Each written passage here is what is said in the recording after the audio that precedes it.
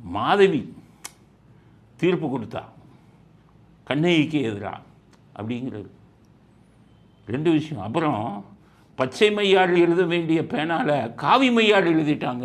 என்ன முதல்ல பாருங்க, மாதவி கண்ணகிக்கு தீர்ப்பு கொடுத்தாங்கன்னா இப்போ இந்த நீதிபதி மாதவியான், இவங்கெல்லாம் கண்ணகியான். கண்ணகி பேரே போச்சு.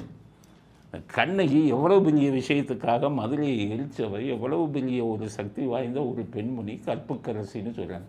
உங்களை மாதிரி ஆளை போய் கண்ணகின்னு சொன்னீங்கன்னா அந்த கண்ணகியே இப்போ முடிஞ்சு போச்சு.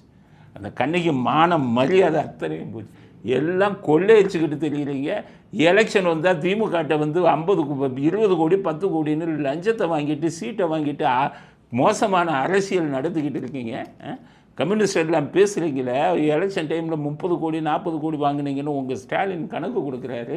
வெளிநாடு ரஷ்யா சீனாட்டிலிருந்து உங்களுக்கு பணம் வருது கம்யூனிஸ்ட்டுகளுக்குன்னு ஒரு பெரிய குற்றச்சாட்டு இருக்குது. நீங்கள்லாம் பேசலாமா? அதுவும் மாதவியான், அந்த தமிழ் மனுஷார் மாதவி. நம்ம முதல்ல சிலப்பதிகாரம் படிச்சுவீங்களா அவங்களுங்க? மாதவியான். அப்போ காக்கி, இது வந்து காக்கி மைகளில் எழுதுகிறாங்கண்ணா பேனாவை. அப்போ கருப்பு சிவப்பு மையில் எழுதணுமா பேனாவை? காக்கி மையில் இல்லாமல் பெரிய வசனம் பேசுகிறீங்களேன்னு என்ன எழுதி கொடுத்து பேசுகிற ஆளுங்க நீங்கள்லாம்.